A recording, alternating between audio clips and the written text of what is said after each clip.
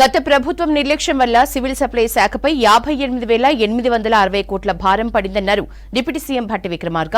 BRS పాలనతో రాష్ట్రం ఆగమైందన్నారు. గత సర్కార్ చేసిన తప్పుల్ని సరిదిద్దుతున్నామన్నారు భట్టి. కేఆర్ఎంబీ బోర్డుకి ఉమ్మడి రాష్ట్రాల ప్రాజెక్టుల్ని అప్పగిస్తామని తాము ఎక్కడా చెప్పలేదన్నారు మంత్రి ఉత్తమ్ కుమార్. 8 నుంచి 10 టీఎంసీల కృష్ణా నీటిని ఏపీ తరలించకపోతే బీఆర్ఎస్ ఎందుకు స్పందించలేదని ప్రశ్నించారు. సచివాలయంలో సివిల్ సప్లై శాఖపై మంత్రులు రివ్యూ నిర్వహించారు. 16-17 నుంచి రాష్ట్ర ప్రభుత్వం నుంచి పూర్తిగా ధాన్యం కొనుగోలు సంబంధించినటువంటి విషయంలో రాష్ట్ర ప్రభుత్వం నుంచి ఇవ్వాల్సినటువంటి నిధులు ఏమీ ఇవ్వకపోవటం వల్ల సివిల్ సప్లైస్ మీద శాఖ మీద పడినటువంటి భారం ఈరోజు లెక్కేస్తే 2016-17లో 6,000 కోట్లు, 2017-18లో 8,000 కోట్లు, 2018-19లో 11,000 కోట్లు, 2019-20లో 45,000 కోట్లు, 2020-21లో 45,000 కోట్లు, 2021-22 50,000 కోట్లు. మొత్తంగా బ్యాంక్స్ నుంచి గ్యారంటీ రాష్ట్ర ప్రభుత్వాలతో గ్యారంటీ ఇస్తే కార్పొరేషన్ తీసుకున్నటువంటి లోన్లు ఈ ప్యాడీ ప్రొక్యూర్మెంట్ కోసం కొనుగోలు చేసి రైతులను కాపాడటం కోసం కార్పొరేషన్ పైన పడినటువంటి భారం ఈ బ్యాంక్స్ ఫైనాన్షియల్ ఇన్స్టిట్యూషన్స్తో కలిపి మిగతా ఫైనాన్షియల్ ఇన్స్టిట్యూషన్స్తో కూడా కలిపితే 58,860 కోట్లు. ఉన్న పాత బకాయిలు కట్టడానికి అప్పు, మళ్ళీ తిరిగి ప్రొక్యూర్మెంట్ చేయడం కోసం రైతుల దగ్గర నుంచి ప్రొక్యూర్ చేయడం కోసం ఇంకో 40,000 అప్పు. బయటికి మాత్రం మేము బ్రహ్మాండంగా రైతుల దగ్గర నుంచి రాష్ట్ర ప్రభుత్వం డబ్బులు ఇచ్చి కొనుగోలు చేపిస్తున్నాం.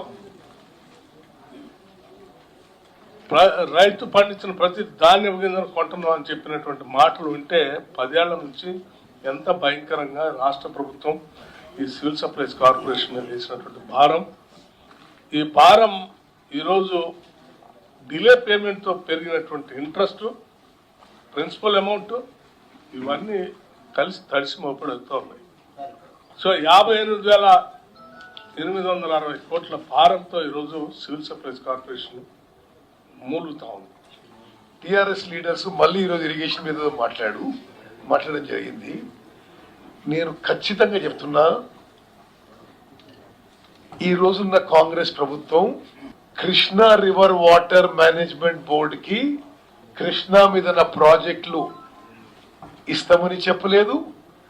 ఎటువంటి బాతోని మేమేమి హామీ ఇవ్వలేదు.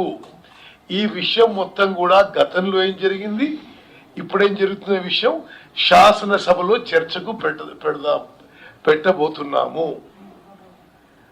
అసలు మొత్తం ఏమైనా తప్పు జరుగుంటే వాళ్ళ హయాంలో జరిగి అదేదో ఇప్పుడు మేము వచ్చిన 40 రోజుల్లో ఏదో మేము తప్పు చేసినట్టుగా వాళ్ళు చిత్రీకరించడం, ఇది చాలా తప్పుడు మాటలు.